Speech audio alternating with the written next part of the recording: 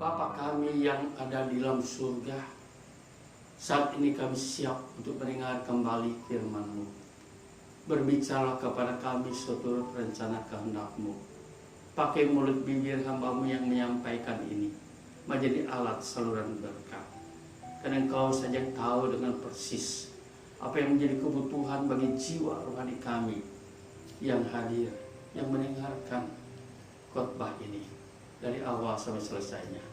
Dan berikan juga kepada hamba-Mu roh hikmat akal budi untuk membuka simpul resep firman-Mu, supaya setiap kami yang mendengar dan mengerti dan diberkati olehnya.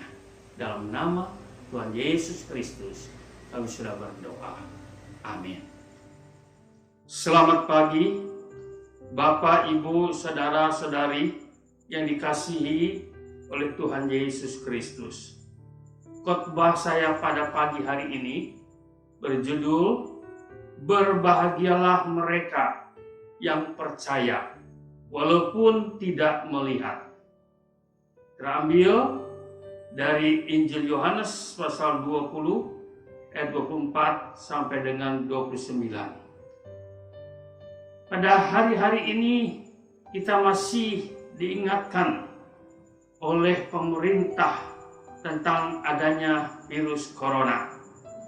Virus ini tidak kelihatan, tapi dia tetap ada di sekitar kita. Banyak di antara mereka yang mengabaikannya karena tidak percaya. Akhirnya jadi terinfeksi oleh virus ini lalu mati. Sebenarnya hal ini tidak perlu terjadi apabila mereka mau percaya akan pernyataan para dokter medis bahwa virus corona itu ada di sekitar kita walaupun tidak kelihatan dengan penglihatan mata jasmani kita ini. Dalam Alkitab ini ada dikisahkan seorang murid namanya Thomas yang mati-matian tidak percaya bahwa Yesus sudah bangkit dari kematiannya. Dan dia sekarang hidup ada di antara kita. Mari kita sama-sama baca ayat-ayatnya di dalam Injil Yohanes pasal 20 ayat 24 sampai dengan 29 sebagai nats Alkitab kita untuk khotbah ini.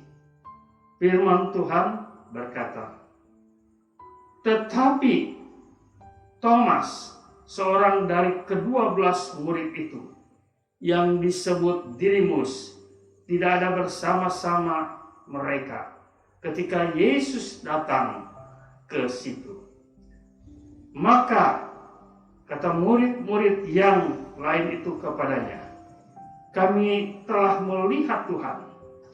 Tetapi Thomas berkata kepada mereka, 'Sebelum aku melihat bekas paku pada tangannya, dan sebelum aku menyucupkan jariku ke dalam bekas paku itu, dan mencucukkan tanganku ke dalam lambungnya, sekali-kali aku tidak akan percaya.'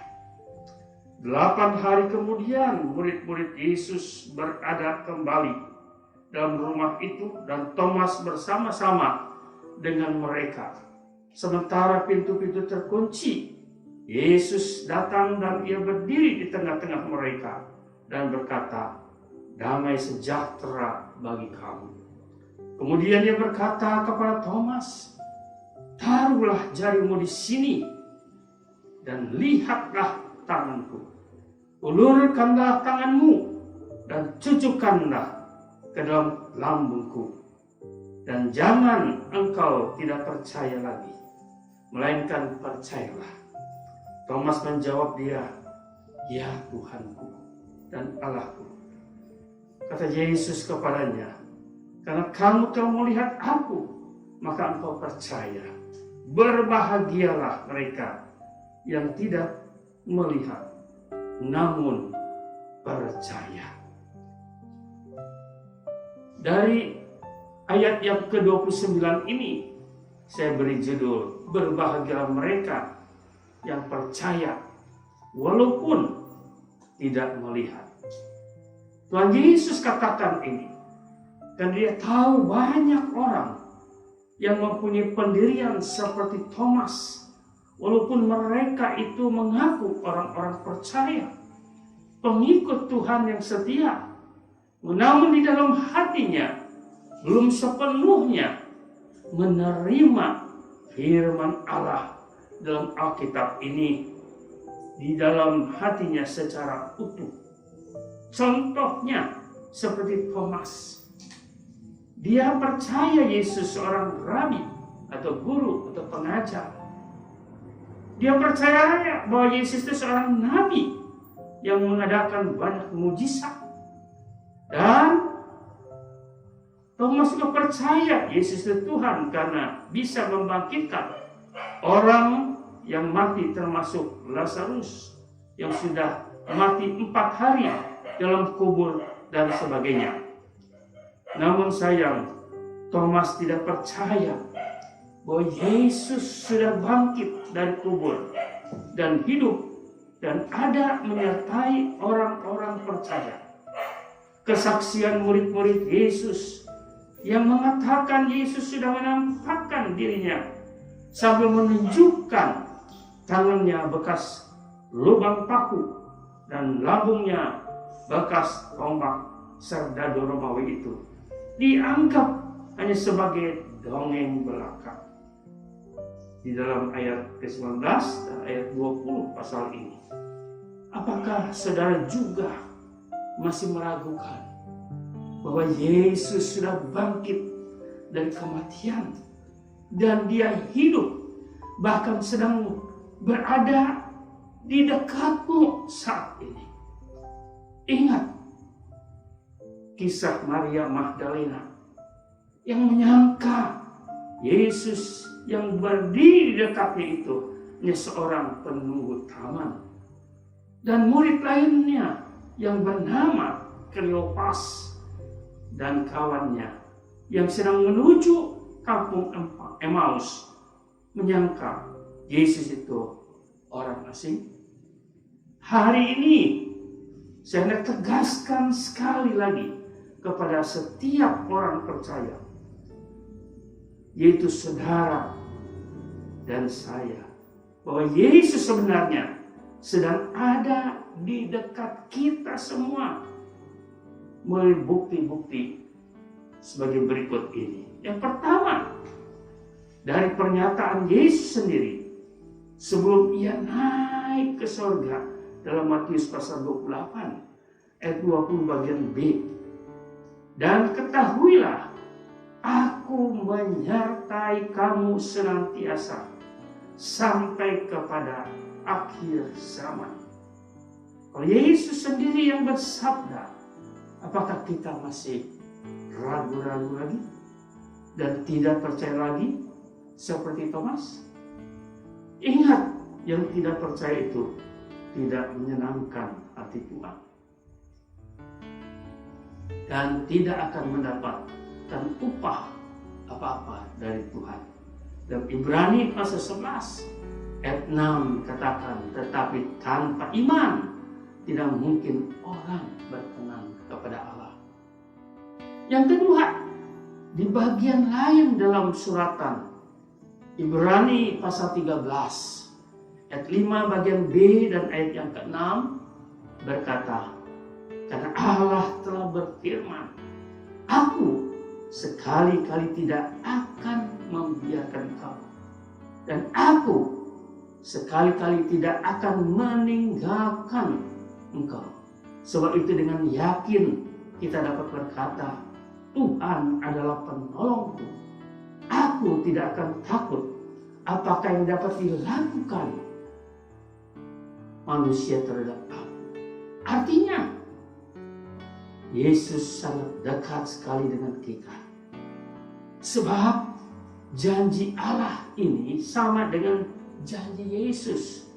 Sebab Bapa dan Yesus satu adanya. Dalam Injil Yohanes pasal 14 ayat 10 dan 11. Yang ketiga, dalam Injil Markus pasal 16 ayat 2 ke 20 dikatakan, Dan Tuhan turut bekerja dan meneguhkan firman itu dengan tanda-tanda yang menyertainya. Artinya, Tuhan Yesus tidak tinggal diam, tapi Ia sendiri turut bekerja untuk mensukseskan segala usaha dan pekerjaan kita, walau di tengah-tengah badai wabah corona ini. Sebab itu, jangan tidak percaya seperti Thomas yang lama, tapi jadilah Thomas yang sudah dibaharui oleh Yesus.